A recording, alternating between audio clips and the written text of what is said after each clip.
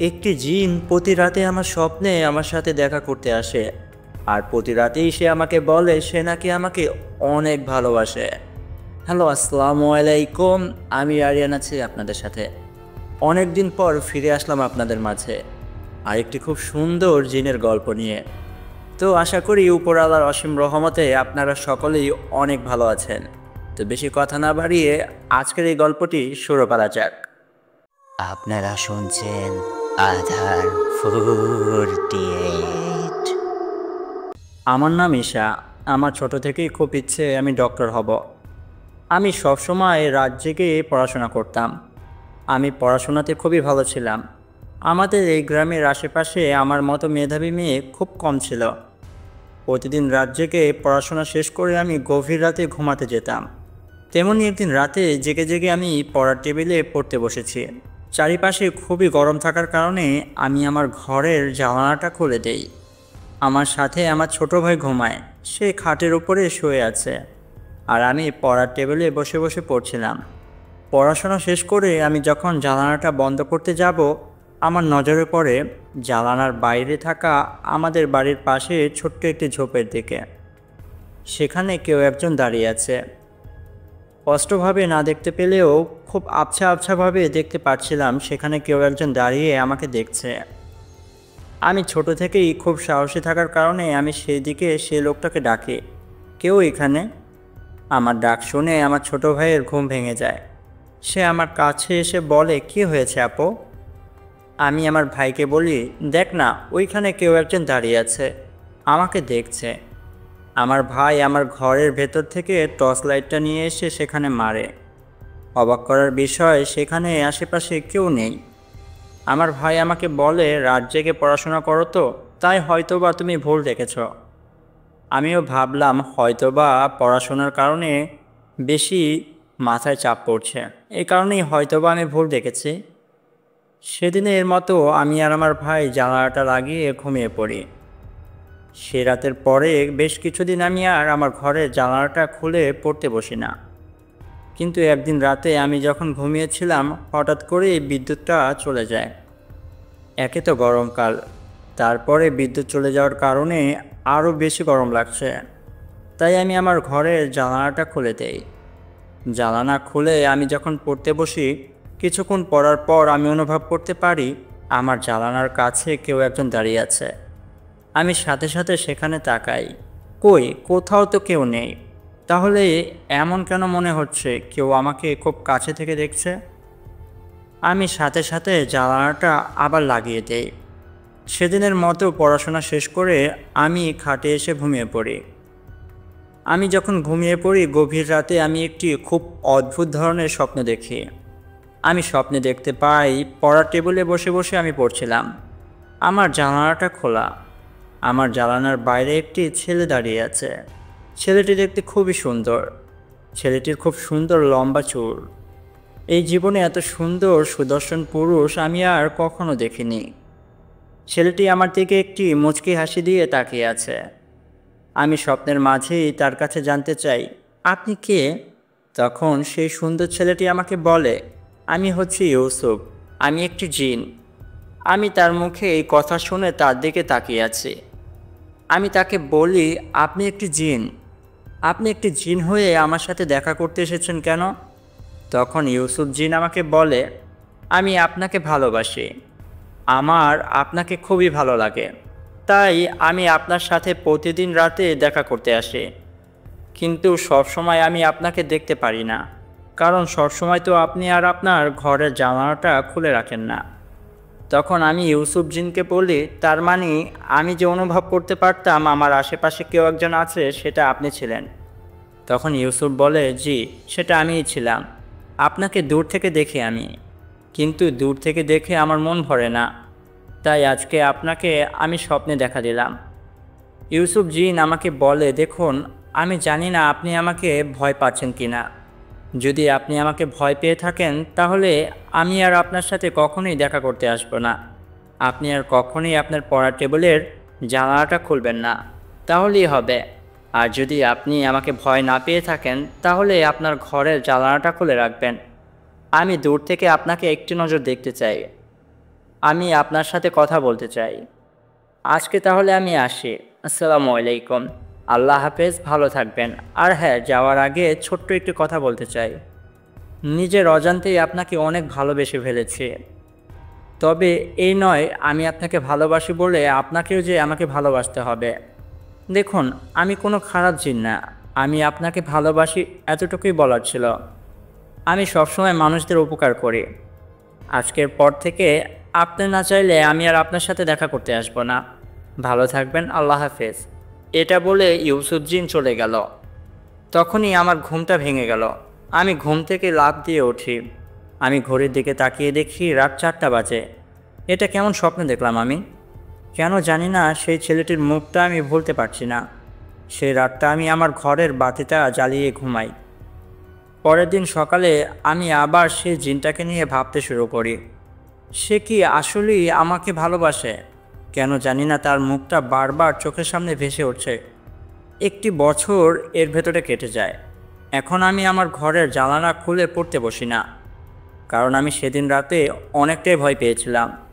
তবে সে রাতে স্বপ্নের কথাটা আমি আজও ভুলতে পারিনি। মাঝে মাঝেই খুব ইচ্ছে করে ইউসুফ জিনের সাথে দেখা করি, কিন্তু সে তো জিন। সে যদি মানুষ হতো আমি তাকেই বিয়েটা করতাম, কারণ এত সুন্দর সুদর্শন পুরুষ এর আগে আমি কখনো দেখিনি। একদিন পড়ার টেবিলে বসে বসে তার কথা ভাবছিলাম। আচ্ছা, সে যদি জিন হয়, ধরলাম সে আমাকে ভালোবাসে, আমি তাকে ভালো না বাসলে কী হয়েছে? আমি তার বন্ধু হতে পারি নাকি? আমি সিদ্ধান্ত নেই আজকে আমি ইউসুফ জিনের সাথে দেখা করব। আমি ঘরের জানালাটা খুলে দেই আর পড়ার টেবিলে পড়তে বসি। আমি তাকে দেখার বারবার চেষ্টা করি। আমি মনে মনে সিদ্ধান্ত নিয়েছিলাম সে আসলে আমি তার সাথে একটা বন্ধুত্ব সম্পর্ক রাখব। 1 বছর 3 মাস পার হয়ে গেছে এর ভেতরে। আমি আমার ঘরের জানালা খুলিনি। আমার ভাই বলে, কি হয়েছে আপু, এতদিন পরে ঘরের জানালা খুললে? আমি ভাইকে বলি, আজকে জানালা খুলে পড়তে বসতে ইচ্ছে করছে, খুব গরম লাগছে, তাই তুই ঘুমিয়ে পড়। অনেক রাত হয়ে যায়, কিন্তু আমি তার কোনো উপস্থিতি টের পাই না। আমি বুঝতে পারি সে আমার আশেপাশে নেই। এভাবেই 3টি মাস পার হয়ে যায়। আমি ইউসুফ জিনের সাথে আর দেখা করতে পারি না।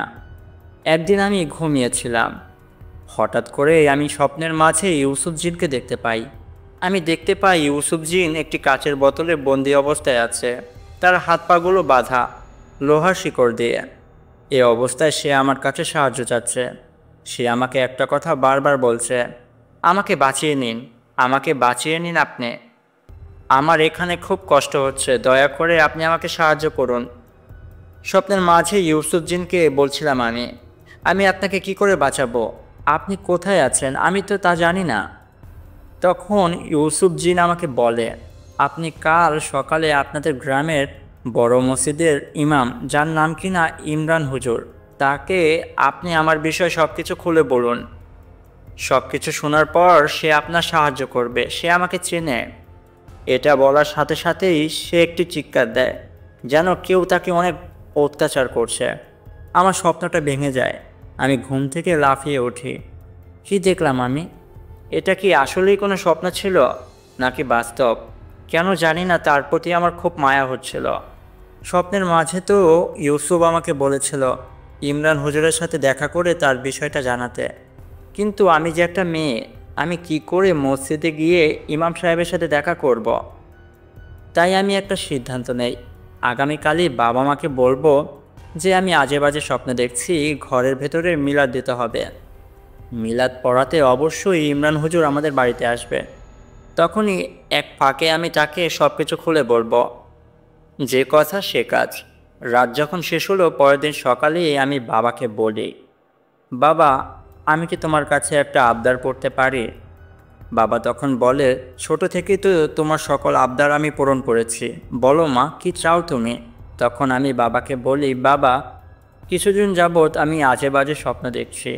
তুমি কালই একটা মিলাদের আয়োজন করো আর আমাদের গ্রামের মসজিদের ইমরান হুজুরকে বাসায় নিয়ে আসো। বাবা বলে, ঠিক আছে, আমি কালকেই মিলাদের আয়োজন করছি আর আমাদের গ্রামের মসজিদের হুজুরকে বাড়িতে নিয়ে আসবো। তুমি এক কাজ করো, আগামীকাল নামাজ পড়ে আমি হুজুরকে নিয়ে আসবো দুপুরবেলা। তুমি আর তোমার মা দুপুরে হুজুরের জন্য খাবারের ব্যবস্থা করো। হুজুর আগামীকাল দুপুরে আমাদের বাড়িতেই খাবে, আর বিকেলবেলা মিলাদ শেষ করে বাড়িতে চলে যাবে। আমি বাবাকে বলে ঠিক আছে, কাল সকালেই আমি আর মা মিলে পুরো ঘর পরিষ্কার করে রাখবো, আর দুপুরের জন্য খাবার দাবারের ব্যবস্থা করে রাখবো। এটা বলে আমি আমার ঘরে চলে আসি। আমি মনে মনে খুবই খুশি হই। আমি ভাবতে থাকি কোনো না কোনোভাবে ইমরান হুজুরকে ইউসুফ জিনের বিষয়ে সবটা জানিয়ে দেব। পরের দিন বাবা তার সাথে করে ইমরান হুজুরকে আমাদের বাড়িতে নিয়ে আসলো। দুপুরবেলা হুজুর আমাদের বাড়িতে খাওয়া দাওয়া করলো। বিকেলে বাবা বাজারে চলে গেল মিলাদের জন্য জিলিপি কিনতে। এই সুযোগে আমি হুজুরের সাথে দেখা করার জন্য তার ঘরের সামনে গিয়ে দাঁড়াই। আমি বারবার হুজুরকে উকিঝুঁকি মেরে দেখছিলাম। হুজুর তখন আমাকে বলে, কিছু বলবে? আমি হুজুরকে একটি সালাম দিই, আসসালামু আলাইকুম। হুজুর তখন বলে, বাইরে দাঁড়িয়ে আছো কেন? ওয়ালাইকুম সালাম, তুমি ঘরে আসো আগে। আমি হুজুরের কথা মতো ঘরের ভেতর প্রবেশ করি। আমি হুজুরের কাছে গিয়ে আমতা আমতা করে বলার চেষ্টা করি। হুজুর তখন আমাকে বলে, তুমি কি কিছু বলতে চাচ্ছ ঈশা? আমি হুজুরের কাছে জানতে চাই, হুজুর একটা কথা ছিল। তখন হুজুর বলে, কি কথা বলো? আমি হুজুরকে বলি, হুজুর পৃথিবীতে কি আসলে জিন জাতি আছে?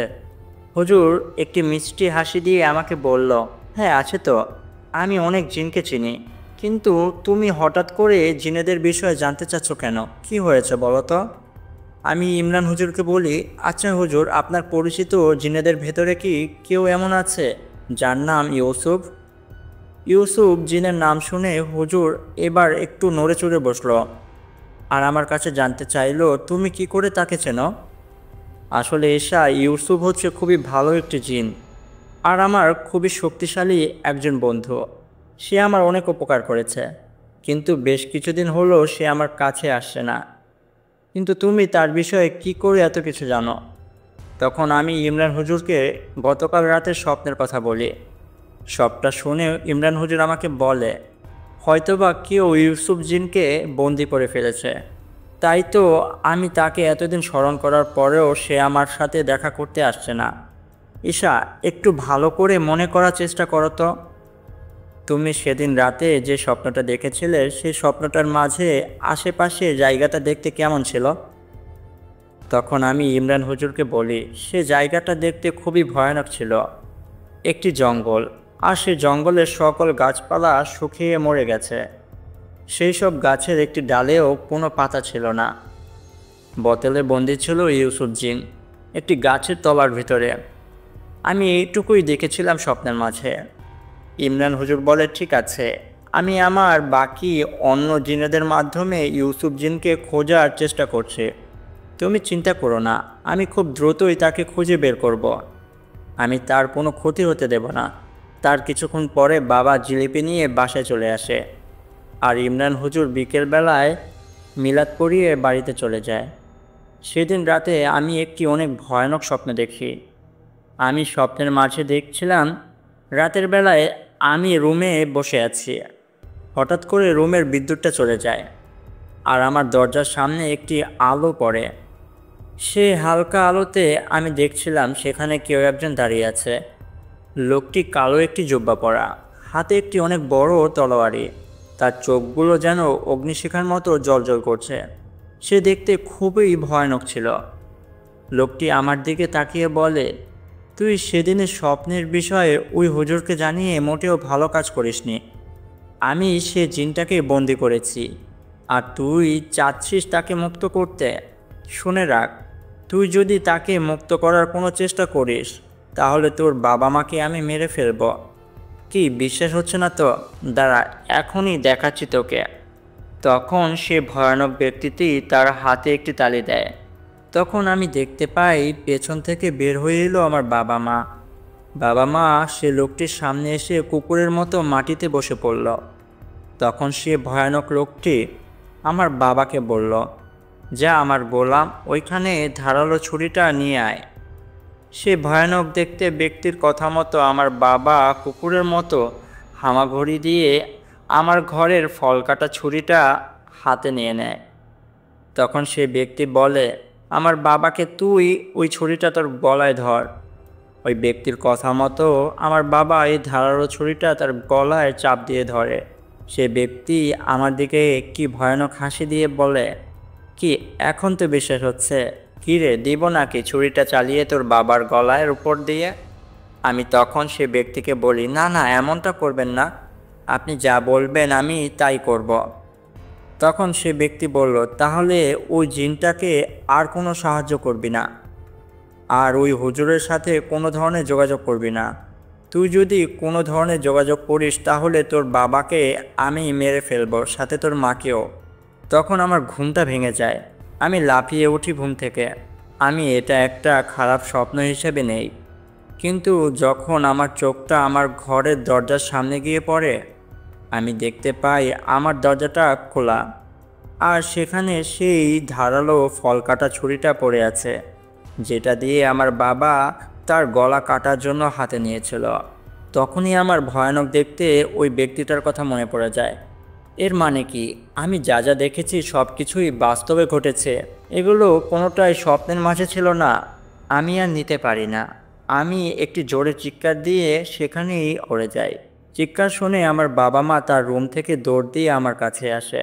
বাবা মা আমার রুমে এসে লাইটটা অন করে দেয় আর আমার কাছে জানতে চায়, কি হয়েছে তোমার? আমি বাবা মাকে সবটা খুলে বলি, কি দেখেছি আর কি হয়েছে আমার সাথে। সবটা শুনে বাবা বলে, এটা একটা খারাপ স্বপ্ন, এটা নিয়ে এত ভয় পাওয়ার কি আছে? আমি বাবাকে বলি, না বাবা, এটা কোনো খারাপ স্বপ্ন ছিল না, আসলে এগুলো ঘটেছে। দেখো দেখো, ওইখানে এখনও ওই ধারালো ছুরিটা পড়ে আছে। বাবা মা বলে, কোথায় ধারালো ছুরি? ওইখানে তো কিছুই নেই। বাবার কথা শুনে আমি যখন ওই দিকে তাকাই, আমিও দেখি দরজার সামনে এখন আর ছুরিটা পড়ে নেই। তখন বাবা আমাকে বলে, এগুলো তোমার মনের ভুল, এগুলো কিছুই নেই ঈশা। ঠিক আছে, আজকে রাতে তোমার মা তোমার সাথে ঘুমাক, তুমি বোধহয় অনেকটা ভয় পেয়েছো ঈশা। এগুলো তোমার মনের ভুল, আমি আবারও বলছি। আমিও মেনে নিই হয়তোবা এগুলো আমার মনের ভুল ছিল, কারণ এখন তো ওইখানে কোনো ছুরি নেই। সবগুলোই আমি চোখের ভুল দেখেছিলাম, আর ওইটা শুধুই একটা খারাপ স্বপ্ন ছিল। পরের দিন খুব সকালে ইমরান হুজুর আমাদের বাড়িতে আসে। এত সকালে ইমরান হুজুরকে আমাদের বাড়িতে আসতে দেখে বাবা তার কাছে জানতে চায়, কি হয়েছে হুজুর, এত সকালে আমাদের বাড়িতে? হুজুর তখন বাবাকে বলে, ভাই সাহেব, কিছু মনে করবেন না, আমি আপনার মেয়ে ঈশার সাথে কিছু কথা বলতে চাই। আপনিও আপনার স্ত্রীও সেখানে উপস্থিত থাকবেন, বিষয়টা আপনাদেরও জানানো দরকার। একটি রুমে বাবা আমাকে ডেকে বসায়। পাশেই দেখি ইমরান হুজুর বসে আছে। খাটের ওপর ইমরান হুজুর বসেছিল। ইমরান হুজুর আমার বাবা মাকে বলে, গতকাল রাতে আপনার মেয়ে একটি স্বপ্ন দেখেছে, তাই না? বাবা মা বলে, হ্যাঁ দেখেছে, কিন্তু সেটার বিষয়ে আপনি কি করে জানেন? হুজুর বলল, ওইটা কোনো স্বপ্ন ছিল না, ঈশা যা যা দেখেছে সব কিছুই বাস্তব ছিল। ঈশার ক্ষতি করার জন্য একটি খারাপ জিন আপনাদের পরিবারের দিকে নজর দিয়েছে। এই ভয়ানক খারাপ জিনটির নাম আবিরা। সে শয়তান লুসিফারের পুজো করে, যে কিনা বাতাসে বাতাসে উড়ে বেড়ায়, আর সে একটি করে সুন্দরী মেয়েকে সেই শয়তান লুসিফারের উদ্দেশ্যে বলি দেয়। এভাবে সে 600টি সুন্দরী মেয়েকে শয়তান লুসিফারের উদ্দেশ্যে বলি দিয়েছে, আর এখন সে আপনার মেয়ে ঈশার দিকে নজর দিয়েছে। কিন্তু সে যেদিন ঈশাকে তুলে নিয়ে যেতে এসেছিল, সেদিন তার বাধা হয়ে দাঁড়ায় ইউসুফ, কারণ ইউসুফ ঈশাকে পছন্দ করত। আর ইউসুফ সে জিনটিকে বাধা দেওয়ার কারণে সে জিনটি রাগান্বিত হয়ে ইউসুফকে বন্দি করে। ইউসুফ তার শক্তির সাথে কোনোভাবেই পেরে ওঠে না, কারণ সেই খারাপ জিনটি খুবই শক্তিশালী। তবুও ঈশার জন্য সে নিজের জীবনের কথা ভাবে না। সেই খারাপ জিনটি ইউসুফকে নিয়ে একটি বোতলবন্দি করে ফেলে আর তাকে একটি জায়গায় লুকিয়ে ফেলে। এখন সেই খারাপ জিনটিকে আটকানোর মতো আর কেউ নেই। সে যে কোনো সময় আপনার মেয়ে ঈশাকে বাড়ি থেকে উঠিয়ে নিয়ে যাবে আর শয়তান লুসিফারের উদ্দেশ্যে বলি দেবে। বাবা মা হুজুরের মুখে এইসব কথা শুনে কোনোভাবেই বিশ্বাস করতে চায় না। তখন ইমরান হুজুর বাবা মাকে বলে, আমি আপনাদেরকে প্রমাণ দিতে পারবো। আমার কাছে একটি জাদুর আয়না আছে, যে আয়নার ভেতরে এখন থেকে 6 ঘন্টার পেছনে যা যা হয়েছে সব কিছুই চাইলে দেখা যায়। আপনারা চাইলে ঈশার সাথে যা যা হয়েছে সব কিছু আপনারাও দেখতে পারবেন। এতে আপনারা বিশ্বাস করতে পারবেন এগুলো কোনো কিছুই স্বপ্ন ছিল না। আমার বাবা মা বলে, ঠিক আছে, আপনি প্রমাণ দেন, আমরা দেখতে চাই গতকাল রাতে আসলেই কি সেগুলো ঘটেছে কিনা। তখন ইমরান হুজুর আমার বাবা মাকে বলে, ঘরের লাইটটা নিভিয়ে দেন, ভালো করে ঘরের জানালাগুলো লাগিয়ে দেন। বাবা মা হুজুরের কথা মতো সব কিছু করে। তারপরে হুজুর তার পকেট থেকে ছোট্ট একটি আয়না বের করলো। আয়নার ভেতরে আমরা তিনজন দেখছি গতকাল রাতে আমার সাথে যা যা হয়েছে সব কিছুই সে আয়নার মাঝে দেখা যাচ্ছে। আমার বাবা মা হুজুরকে বলল, এখন আমরা আমার মেয়েকে এই বিপদের হাত থেকে কি করে বাঁচাবো। তখন হুজুর আমার বাবা মাকে বলল, আসলে একমাত্র ঈশাই জানে যে ইউসুফকে কোথায় বন্দি করে রাখা হয়েছে, সে জায়গাটার আশেপাশে দেখতে কেমন। আমার সাথে থাকা দুইটি জিনের শক্তির মাধ্যমে আমি জানতে পেরেছি সেই জায়গাটার বিষয়ে। তবে সেই জায়গাটা অনেক বড়। সেই সঠিক গাছটা সম্পর্কে আমি জানি না, যেটা কিনা ঈশা জানে। সে আমার সাথে গেলে আমি ইউসুফকে উদ্ধার করতে পারবো। এ কথা শুনে আমার বাবা খুবই রেগে যায়। একটা ধমক দিয়ে হুজুরকে বলে, ফাজলামি করার জায়গা পান না? আমার মেয়ে এত রাতে আপনার সাথে একা একা যাবে? আমায় কি আপনার পাগল মনে হয় নাকি? আমার কি মনে হচ্ছে জানেন, আপনি ওই খারাপ জিনটাকে আমার মেয়ের পিছনে লাগিয়ে দিয়েছেন। আপনি আমার মেয়ের ক্ষতি করতে চাচ্ছেন। আপনি এখনই আমার বাড়ি থেকে বের হয়ে যান। আমি আপনার থেকেও অনেক বড় আলেমের মাধ্যমে আমার মেয়েকে সুস্থ করব।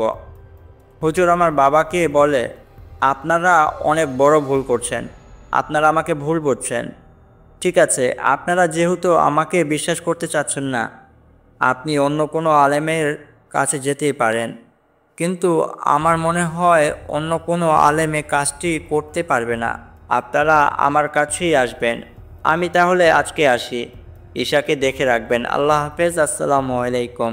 হুজুর চলে যাওয়ার পর বাবা বলল, যত সব ভণ্ডামি, তুই চিন্তা করিস না মা, এসব কিছুই ভণ্ডামি। তাও আমি আগামীকাল একটা হুজুরকে বাড়িতে নিয়ে আসব, সে তোকে সুস্থ করে দিয়ে যাবে। আমি আমার রুমে চলে যাই। জানতাম এগুলো সব কিছুই সত্য, কিন্তু বাবাকে আমি অনেক ভয় পাই, তাই বাবার মুখের ওপর দিয়ে আমি আর কিছুই বলতে পারি না। দিনের আলো শেষে রাতের অন্ধকার নেমে আসে। বাবা মা যেহেতু ধরেই নিয়েছিল গতকাল যা যা হয়েছে সব কিছুই হচ্ছে একটি দুঃস্বপ্ন আর হুজুরের ফাজলামো ছাড়া আর কিছুই না, তাই আজকে আমার সাথে আর কেউ ঘুমাতে আসেনি। আমি একাই ঘুমিয়েছিলাম, কিন্তু গভীর রাতে ঘটলো আমার সাথে যা। আমি আমার বিছানায় ঘুমিয়েছিলাম, হঠাৎ কেউ আমার শরীরে আলতোভাবে ছুঁয়ে দিচ্ছে বারবার। একটা পর্যায়ে আমার ঘুমটা ভেঙে যায়। আমি চোখ খুলে যা দেখতে পাই, আমি দেখি সেই ভয়ানক দেখতে জিনটি আমার উপরে উঠে বসে আছে আর আমার দিকে একটি বিচ্ছিরি হাসি দিয়ে তাকিয়ে আছে। এই দৃশ্য দেখে আমি অনেক জোরে একটা চিৎকার দেই। তারপর আমার সাথে কি হয়েছে আমার আর মনে নেই। পরের দিন সকালে আমার জ্ঞান ফিরে আসে। আমার জ্ঞান ফিরতেই আমি দেখতে পাই আমার আশেপাশে বাবা মা বসে আছে, আর একটু দূরেই দাঁড়িয়ে আছে বাবার পাশেই ইমরান হুজুর। আমার জ্ঞান ফিরতে দেখে ইমরান হুজুর আমার কাছে এসে বলে, এখন কেমন লাগছে ঈশা? আমি হুজুরকে বলি, হ্যাঁ হুজুর, এখন একটু ভালো লাগছে। কিন্তু হুজুর, এত সকালে আপনি আমাদের বাসায়? তখন হুজুর আমাকে বলে, সকালে না ঈশা, আমি তোমাদের বাসায় এসেছি গতকাল রাত 3টা বাজে। আমি হুজুরকে বলি, আপনি কেন এসেছিলেন? আপনার তো আসার কোনো দরকার নেই, গতকাল রাতে তো কিছু হয়নি, একটি খারাপ স্বপ্ন দেখেছিলাম, এই আর কি। তখন হুজুর আমাকে বলে, তুমি ভুল ভাবছো ঈশা, ওইটা কোনো স্বপ্ন ছিল না, তোমার সাথে আসলে ওইগুলো ঘটেছে। এর মানে কি? সেইগুলো স্বপ্নে ঘটেনি, সেটাও বাস্তব ছিল। আসলে সকালে আমার জ্ঞান ফেরার পর আমার বারবার মনে হচ্ছিল গতকাল রাতে যা যা ঘটেছে সব কিছুই একটা দুঃস্বপ্ন। কিন্তু ইমরান হুজুর আমার ভুল ধারণাটা ভেঙে দিল। সে বলল, গতকাল রাতে নাকি যা যা হয়েছে সব কিছুই বাস্তবে, কোনোটাই কাল্পনিক হয়নি। এগুলো আমি শুনে খুবই অবাক হই, কি হচ্ছে আমার সাথে এগুলো? ইমরান হুজুর আমাকে বলে, কি করে আমি তোমাদের বাড়িতে এলাম জানো? গতকাল গভীর রাতে যখন আমি তাহাজ্জুদের নামাজ পড়ে আমার জায়নামাজে বসেছিলাম, আমার সাথে থাকা একজন জিন আমার কাছে এসে বলল, হুজুর, ঈশাকে বাঁচান। ঈশাকে বাঁচান মানেটা কি?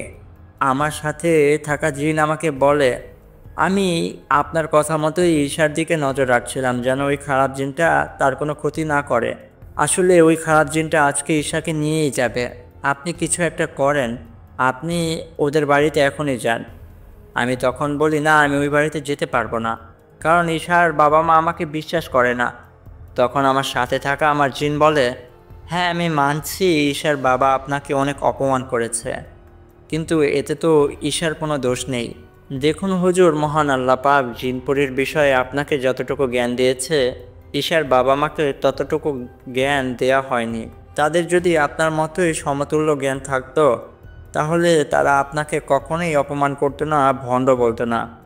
আর এখন যদি আপনি তাদের ওপর রাগ করে আজকে তাদের সাহায্য না করতে চান, আর তারা তিনজন যদি সেই খারাপ জিনের হাতে মারা যায়, তাহলে হাসরের ময়দানে আপনি মহান আল্লাহ পাকের কাছে কী জবাব দিবেন?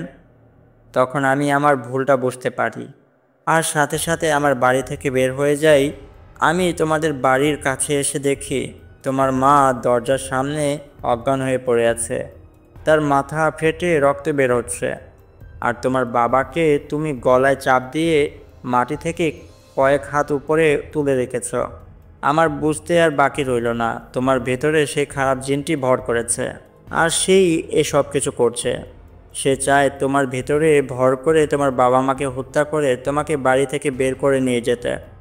আমি আমার সাথে থাকা তবজিটা তোমার গলায় পেঁচিয়ে ধরি, আর কানের কাছে গিয়ে কিছু দোয়া পড়তে শুরু করি। আমার দোয়াগুলো তোমার ভিতরে থাকা জিনগুলো আর নিতে পারে না, তার খুবই কষ্ট হচ্ছিল। সে সাথে সাথে তোমার বাবার গলাটা ছেড়ে দেয়। একটা পর্যায়ে তোমার ভেতরে থাকা জিনটি খুবই দুর্বল হয়ে পড়ে, সে কারণে সে উপায় না পেয়ে তখনকার মতো পালিয়ে যায়। জিনটা তোমার শরীর থেকে বের হয়ে যাওয়ার পর তুমি অজ্ঞান হয়ে মাটিতে পড়ে যাও। আমি আর তোমার বাবা মিলে তোমাকে রুমে নিয়ে আসি। সারা রাত তোমার জ্ঞান ফেরানোর অনেক চেষ্টা করা হয়, কিন্তু সকালবেলা যখন তোমার জ্ঞান ফিরে, তখনই তুমি আমাকে জিজ্ঞাসা করো যে, হুজুর, এত সকালে আপনি কেন? ইমরান হুজুরের কথা শেষ হওয়ার পর বাবা আমার কাছে এসে বলল, দেখলি ঈশা, সেদিন আমরা হুজুরকে কতটাই না অপমান করলাম। তাকে বলেছিলাম সে ভণ্ড, সে প্রতারক, আর সে কিনা গভীর রাতে এসে আমাদের জীবন বাঁচালো। সে যদি গতকাল না আসতো, তাহলে হয়তোবা আমরা তিনজনের একজনও আর বেঁচে থাকতাম না। গতকাল রাতে কি হয়েছিল জানিস? আমি আর তোর মা ঘুমিয়েছিলাম, হঠাৎ আমাদের কানে কিছু একটা শব্দ আসে। আমরা ঘুম থেকে জেগে উঠি। আমরা শুনতে পাই আমাদের বাড়ির বাইরে মেন গেটটায় কেউ একজন জোরে জোরে লাথি মারছে। মেন গেটটা তালা মারা ছিল, আর চাবিটা ছিল আমার কাছে। আমি আর তোর মা যখন দেখার জন্য বাড়ির বাইরে আসি, আমরা দেখতে পারি দরজার সামনে তুই দাঁড়ানো, আর তুই মেন গেটটায় বারবার করে লাথি মারছিস। একটা পর্যায়ে তুই লাথি মেরে মেন গেটটা ভেঙে ফেললে। তোর মা তোর পিছনে গিয়ে হাতটা রাখে, আর তোকে বলে, এত রাতে কি নেশা করেছো নাকি? এখানে কি করছো? এখনই ঘরে যাও, নয়তো মেরে পিঠের ছাল তুলে দেব। তুই তোর মার দিকে তাকাস। আমি দূর থেকে দেখি তোর চোখগুলো টকটকে লাল, যেন তুই অনেক রাত ধরে ঘুমাসনি। তখন তুই ভয়ানক একটি হাসি দিয়ে পুরুষ কণ্ঠে বলতে শুরু করলি, কি আমাকে মেরে পিঠের ছাল উঠিয়ে ফেলবি? দাঁড়া, দেখাচ্ছে। তোর হাতের কাছে ছিল কিছু ফুল গাছের টব। তুই একটা ফুলের টব নিয়ে তোর মার মাথায় আঘাত করিস। এতে তোর মা কিছুটা দূরে গিয়ে অজ্ঞান হয়ে পড়ে যায়, তার মাথা ফেটে রক্ত বেরোতে শুরু করে। আমি এক দৌড় দিয়ে তোর কাছে যাই, তোকে বলি, কি হয়েছে মা, তুই এমনটা করছিস কেন? তখন তুই আবারও পুরুষ কণ্ঠে আমাকে বলিস, চাবিটা তোর কাছে কেন? গেটটা কি তালা মেরে রাখার আগে আমার কষ্ট করে গেটটা ভাঙতে হলো। আজকে তোকে আমি নিয়েই যাব, তুই পারলে ঠেকা। এটা বলে তুই আমার গলায় চাপ দিয়ে ধরিস, আর মাটি থেকে কিছুটা উপরে উঠিয়ে ফেলিস। আমি শ্বাস নিতে পারছিলাম না। তুই এমনটা কেন করছিস আমি কিছুই বুঝতে পারছিলাম না। তখনই বাড়ির ভেতরে প্রবেশ করে ইমরান হুজুর। ইমরান হুজুর এসে তার তবজিটা তোর গলায় পেঁচিয়ে ধরে, আর তুই সাথে সাথে আমাকে ছেড়ে দিস, যেগুলো তোকে ইমরান হুজুর কিছুক্ষণ আগেই বলল। আমি খাটে বসে বসে এসব কথা শুনছিলাম তাদের, কিন্তু এসব কিছুই আমার মনে নেই। বাবা ইমরান হুজুরের হাত ধরে বলল, বাবা তুমি আমার বয়সে ছোট, নয়তো তোমার পায়ে ধরে বলতাম, দয়া করে আমার মেয়েটাকে বাঁচাও। আমি বুঝতে পেরেছি আমার মেয়ের উপর অনেক বড় একটা বিপদ। আমি সেদিন তোমার কথা বিশ্বাস না করে অনেক বড় ভুল করে ফেলেছি। এখন তুমি আমার মেয়েটাকে বাঁচাও, তুমি যা বলবে আমরা তাই করব। তখন ইমরান হুজুর আমাদেরকে বলল কি করতে হবে। দেখুন ভাই সাহেব, ঈশাকে বাঁচাতে হলে প্রথমত ইউসুফকে মুক্ত করতে হবে। ইউসুফ যে গোত্রের জিন, সেই গোত্রের সর্দার, যার নাম হচ্ছে জাফর, সে খুবই শক্তিশালী জিন। সে যদি আমাদেরকে সাহায্য করে তাহলে আমরা সেই খারাপ জিনের সাথে যুদ্ধ করতে পারবো, আর তাকে হয়তোবা হারাতেও পারবো। কিন্তু তার আগে আমাদেরকে ইউসুফকে উদ্ধার করতে হবে, কেননা ইউসুফ সে গোত্রেরই একজন জিন। সেই পারে তাদের সর্দারের সাথে কথা বলতে। আমি জানি না তাদের সর্দার এখন কোথায় আছে, সেটা ইউসুফ জানে। আমাদেরকে সর্বপ্রথম তাকে উদ্ধার করতে হবে। আর ঈশাই একমাত্র বলতে পারবে ইউসুফ কোন গাছটার তলায় বন্দী আছে। তাই ঈশাকে আগামীকাল রাতে আমার সাথে যেতে হবে। আপনাদের গ্রামের শেষের দিকে একটা শ্মশান ঘাট আছে, সেখানেই ইউসুফকে কোথাও একটা লুকিয়ে রাখা হয়েছে। আমি আমার সাথে থাকা জিনেদের মাধ্যমে জানতে পেরেছি। বাবা বলে, ঠিক আছে, কাল রাতে সে আপনার সাথে যাবে। দেখবেন ওর যেন কোনো ক্ষতি না হয়। আপনি ওকে রক্ষা করবেন, আমাকে কথা দেন। তখন ইমরান হুজুর আমার বাবাকে বলে, কথা দিলাম ঈশার কিছু হবে না যতক্ষণ আমি বেঁচে থাকব। পরের দিন ইমরান হুজুর কথা মতো এশারের নামাজ পড়ে আমাদের বাড়িতে আসে, আর আমাকে নিয়ে বের হয়ে যায় আমাদের গ্রামের শেষের শ্মশানটায় যাওয়ার জন্য। আমি দেখি হুজুরের হাতে এক বোতল জমজম কোপের পানি, আর সেই তবজিটা, আর ছোট্ট একটি কোরআন কিতাব। এগুলো নিয়েই হুজুর রওনা করেছে। আমরা যখন শ্মশানের কাছে চলে আসি তখন হুজুর শ্মশানের ভেতর প্রবেশ করার আগে নিজের শরীরটা বন্ধ করে নিল, তার পাশাপাশি আমার শরীরটাকেও বন্ধ করে দিল। তারপর আমরা দুইজন শ্মশানের ভেতর প্রবেশ করি। শ্মশানের ভেতর প্রবেশ করে আমরা যখন সামনের দিকে আগাই, আমি দেখতে পাই সেদিন রাতে আমি যেই স্বপ্নটা দেখেছিলাম চারিপাশে দেখতে ঠিক তেমনই। আমার মনে হচ্ছে আমরা ঠিক জায়গায় এসেছি। আমি হুজুরকে বলি, হ্যাঁ আমি এই স্বপ্নেতে এই জায়গাটাই দেখেছিলাম হুজুর। কিছুটা দূর আগানোর পর আমি আর ইমরান হুজুর দেখতে পাই আমাদের থেকে কয় হাত দূরে একটি চিতা সাজানো, আর চিতার উপরে একটি লাশ। হুজুর আমাকে বলে, সামনে যেও না, এখানে দাঁড়াও। এত রাতে এই শ্মশানে কোনো লাশ পোড়ানোর কথা না। এই চিতাটাকে এইভাবে কে ফেলে রেখে গেল? আমি এগুলো দেখছিলাম ওইখানে দাঁড়িয়ে দাঁড়িয়ে। তখন আমরা দেখি একটি লোক, যার মুখটা দেখা যাচ্ছে না, সে একটি আগুন হাতে নিয়ে এসে সেই চিতার উপরে ফেলে দিল। তখন চিতাটা দাউ দাউ করে জ্বলতে শুরু করলো। তখন সেই লাশটি অবাক করার মতো উঠে দাঁড়ালো, চিতা থেকে নেমে গেল, আর আমাদের দিকে দৌড়াতে দৌড়াতে আসতে শুরু করলো। আমি আর হুজুর দূরেই দাঁড়িয়েছিলাম। সে লাশটি আমাদের দিকে আসছে। তখন হুজুর বোতলটা খুলে কিছু জমজমের পানি সে লাশটার দিকে ছুঁড়ে মারে, আর হুজুরের হাতে থাকা সে পবিত্র কোরআন খুলে পড়তে শুরু করে। ততক্ষণে আমি এইসব দেখে অনেকটা ভয়ে পেয়ে গেছিলাম। তাই হুজুর আমাকে বলে, পেছনে এসে চোখ বন্ধ করে দাঁড়িয়ে থাকো। আমি শুনছিলাম হুজুর অনেক জোরে জোরে দোয়া পড়ছে। এভাবেই 2-1 মিনিট যাওয়ার পর হুজুর আমাকে বলে, ঈশা চোখ খোলো, দেখো কিছু নেই, সব চলে গেছে। আমি হুজুরের কথা মতো চোখটা খুলে দেখি আসলে এখন আর কিছু নেই, সব কিছু আগের মতো হয়ে গেছে। সেখানে চিতাটাও এখন আর নেই। তখন হুজুর আমাকে বলে, এসব কিছুই ছিল একটা মায়া। সেই খারাপ জিনটা কোনোভাবেই চাচ্ছে না আমরা ইউসুফ জিনকে উদ্ধার করি। চলো ঈশা, আমাদের কাছে বেশি সময় নেই, খুব দ্রুতই আমাদেরকে ইউসুফ জিনকে উদ্ধার করতে হবে। তখন আমি আর হুজুর আবারও সামনের দিকে আগাতে শুরু করি। কিছুটা দূরে হাঁটার পর আমি হুজুরকে বলি, হুজুর ওই মোটা গাছটা দেখতেছেন, ওই গাছটার নিচেই ইউসুফ বন্দি আছে। আমি ওই গাছটাকেই স্বপ্নে দেখেছিলাম। হুজুর আমার কথা শুনে সেদিকে এগিয়ে গেল। আমরা এসে সেই গাছটার সামনে দাঁড়াই। আমরা দেখতে পারলাম সেই মোটা গাছটার একটা পাশে কিছুটা মাটি খোঁড়ার মতো দেখা যাচ্ছে। বোঝা যাচ্ছে এখানে কিছু একটা লুকিয়ে রাখা আছে, কারণ সেখানকার মাটিগুলো আলগাভাবে ছড়ানো। হুজুর বুঝে যায় সেখানেই ইউসুফকে বন্দি করা আছে। হুজুর তার হাত দিয়ে সেখানকার মাটিগুলো সরাতে শুরু করলো। আমিও তার সাথে হাত লাগাই। এভাবেই বেশ কিছুক্ষণ মাটি সরানোর পর হুজুর একটি কাচের বোতল সে মাটির নিচ থেকে উঠিয়ে আনলো।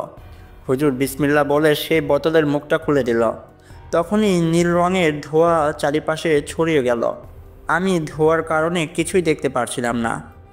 একটা সময় সেই ধোঁয়াটা আস্তে আস্তে সরে গেল, আর আমি দেখছি আমার সামনে দাঁড়ানো আছে অসম্ভব সুন্দর পুরুষটি, ইউসুফ, যার পেছনে অনেক সুন্দর লম্বা চুল। সে একটি হাসি দিয়ে আমাকে বলল, অবশেষে তুমি আমাকে উদ্ধার করতেই পারলে।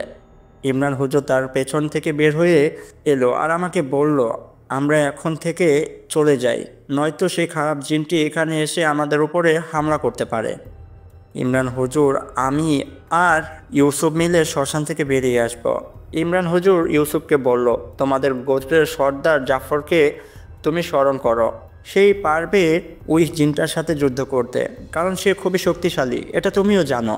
ইউসুফ বলে, তাকে স্মরণ করে লাভ নেই, আমাদের তার সামনে গিয়ে দেখা করতে হবে। আমরা তিনজন যখন সেই শ্মশানের বাইরে আসতেছি, তখন কোথা থেকে যেন আকাশে একটি অনেক বড় বাজ পাখি দেখা পেলাম। পাখিটা সাধারণ পাখির থেকে অনেক গুণ বড় ছিল। কিছু বুঝে ওঠার আগেই সেই পাখিটা নিচে নেমে আমাদের সামনেই ইমরান হুজুরকে তুলে নিয়ে গেল। কি হলো কিছুই বুঝতে পারলাম না। আমি ইউসুফকে বলি, এখন কি হবে? সেই পাখিটা তো হুজুরকে তুলে নিয়ে গেল। তখনই কোথায় থেকে যেন একটা কাক পাখি আমাদের সামনে এসে দাঁড়ালো আর মাটিতে বসে আমাদের দিকে তাকিয়েছিল। ইউসুফ দেখে ওই কাক পাখিটার ঠোঁটে একটা কাগজ ভাঁজ করা। ইউসুফ এগিয়ে গিয়ে সে কাকটার ঠোঁট থেকে ভাঁজ করা কাগজটা নিয়ে এলো। আমরা যখন সেই কাগজটাকে ভাঁজ থেকে খুলি, আমরা দেখি এটা তো একটা অনেক দিন আগের পুরনো কোনো জায়গার নকশা। ইউসুফ কাগজটা খুলে যখন দেখলো, তখন সে বলে, এই নকশাটা কোথায় আমি চিনি, এটা কোন জায়গার সেটা আমি চিনি, এটা তো মরিচাচরে যাওয়ার পথের নকশা। আমি তাকে বলি, মরিচাচর, এটা আবার কোথায়? তখন ইউসুফ আমাকে বলতে শুরু করলো মরিচাচরটা আসলে কোথায়। ইউসুফ তখন আমাকে বলে, মরিচাচর জায়গাটা হচ্ছে মেঘনা নদীর ঠিক মাঝ বরাবর, যেটা কিনা বাংলাদেশের অনেক বড় একটি নদী। এই মরিচাচরের সম্পর্কে মানুষজন খুব কম জানে, আর যারা যারা এই মরিচাচরের বিষয়ে জানে তারা কখনোই সেই চরে যাওয়ার ভুল করবে না, কারণ সেই চরের আশেপাশে দিয়ে রাতের বেলায় যদি কোনো লঞ্চ বা বোট আসা যাওয়া করত, তাহলে সেগুলো ডুবে যেত। যারাই সেই লঞ্চ বা বোটের চালক ছিল, তাদের ভিতরে সকলেই মারা যেত। দুই একজন হাতে গোনা বেঁচে ফিরতে পারত। যদি তাদেরকে জিজ্ঞাসা করা হতো, আকাশ তো পরিষ্কার, তাহলে তোমরা কি করে ডুবে গেলে?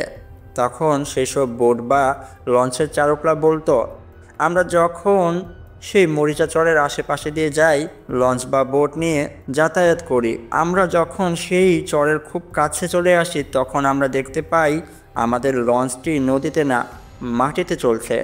কোথাও পানির কোনো অস্তিত্ব নেই। লঞ্চটি যেন নদী ছেড়ে মাটির ওপরে চড়তে শুরু করেছে। তারপর হঠাৎ করে আমাদের চোখে পড়ে আমাদের সামনে একটি লোক দাঁড়ানো, তার হাতে একটি লাঠি। সেই লাঠি দিয়ে আমাদেরকে বোঝানোর চেষ্টা করতেছে যেন আমরা সামনের দিকে না আগাই। তারপর কি হয় আমরা বলতে পারবো না। আস্তে আস্তে আমাদের লঞ্চ বা বোটটি সে মাটিতে তলিয়ে যেতে শুরু করে। আসলে বাস্তবতা ছিল অন্যরকম। আমরা মাটিতে তলিয়ে যেতাম না, আমরা পানিতেই তলিয়ে যেতাম। কি হতো বোঝার আগেই আমাদের লঞ্চটা ডুবে যেত। এই কারণেই আমরা এখন ওই পথে আসা যাওয়া বন্ধ করে দিয়েছি। জানো ঈশা, এখন অনেক লঞ্চ সেই পথে আর আসা যাওয়া করে না। কিন্তু রাতের বেলায় লঞ্চ বা বোট পথ হারাতে সময় লাগে না। তারা নিজের অজান্তেই সেই পথে চলে যায়, আর সেই পথে একবার যে যায় সে আর কখনোই ফিরে আসে না। এখন আমি তোমাকে বলছি সেই মরিচাচরের আসল রহস্যটা কী, কেন সেই লঞ্চগুলো আর ফিরে আসে না, সেগুলো ডুবে যায়। সেই মরিচাচরে একদিন 4টি নরখাদক জিন গিয়ে পৌঁছায়, আর সেই 4টি খারাপ জিন কিছু মায়ার সাহায্যে সেই লঞ্চগুলোকে পানিতে ডুবিয়ে ফেলে। তাদেরকে মায়া দেখিয়ে ভয় দেখায়। লঞ্চ চালকরা এগুলো কিছুই বুঝতে পারে না, আর বুঝে ওঠার আগেই তারা পানিতে তলিয়ে যায়।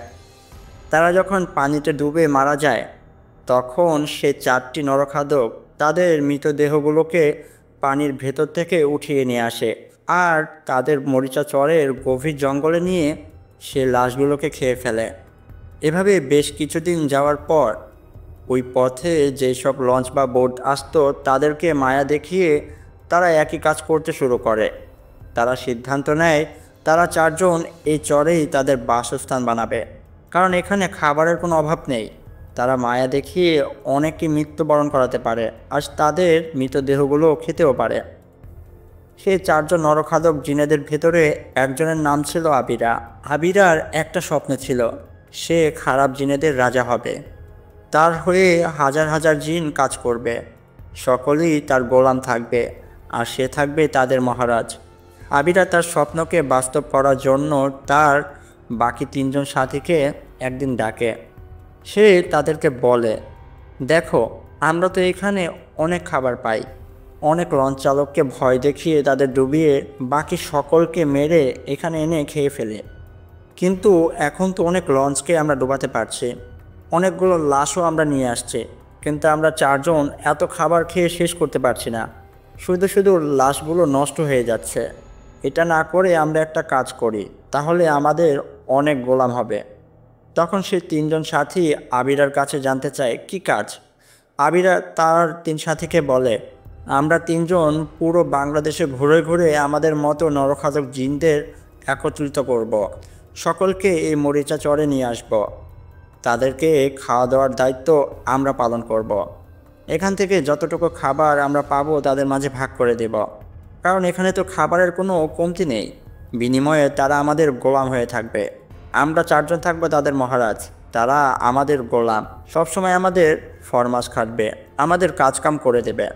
আবিরার বাকি 3 সাথী বিষয়টা বুঝতে পারল, আর আবিরাকে বলল, এটা তো খুবই ভালো প্রস্তাব, তাহলে তাই হোক, তোমার পরিকল্পনা বাস্তবায়ন হোক। আবিরার কথা মতো তার বাকি 3জন সাথী বের হয়ে যায় তাদের মতোই নরখাদক জিনেদের একত্র করার জন্য, সকলকে এই মরিচা চরে আনার জন্য। কিন্তু আবিরার মনে তো ছিল অন্য পরিকল্পনা, সে তাদের সাথে বের হয় না। সে বলে, আমরা 4জন 4 দিকে যাব, তাহলে খুব তাড়াতাড়ি কাজটি কমপ্লিট হবে। তার বাকি 3 সাথী 3 দিকে চলে যায়, আর সে সোজা চলে আসে বাংলাদেশের একটি অনেক বড় কবরস্থানে। সেখানে একটি অনেক বড় কবিরাজ থাকত, তার একটি ছোট্ট ঘর ছিল, সেই কবরস্থানের মাঝেই ঘুমাতো। তার আন্ডারে অনেক জিনেরা থাকত। আবিরা তার কাছে আসে আর তার কাছে সাহায্য চায়। তাকে বলে, তুমি যদি আমাকে সাহায্য করো, আমি সারা জীবন তোমার গোলাম থাকব, আর আমার আন্ডারে যত জিন থাকবে সকলেই তোমার গোলাম। তখন সেই কবিরাজ খুশি হয়ে বলে, ঠিক আছে, তোর মতো একটা শক্তিশালী জিন আমার দরকার ছিল, যা আমি তোর সাহায্য করব তোর 3 সাথীকে হত্যা করার জন্য। তখন কবিরাজ তাকে একটি ছোট্ট ছুরি দেয় আর বলে, এটা একটি পবিত্র ছুরি, এটা দিয়ে তুই তোর 3 সাথীকে আঘাত করলে তারা সাথে সাথে মরে যাবে। আবিরা সেই কবিরাজের থেকে ছুরিটা হাতে নিয়ে আসে আর তাদের কাজ কমপ্লিট করে। এক এক করে সেই মরিচা চড়ে আস্তে আস্তে 10,000 জিনের আগমন ঘটে। তাদের সকলের সামনে তারা 4জন বলে, দেখো, তোমাদের সকলকে আমরা একত্রিত করেছি, আজকে থেকে তোমাদের খাবার দাবারের দায়িত্ব আমাদের।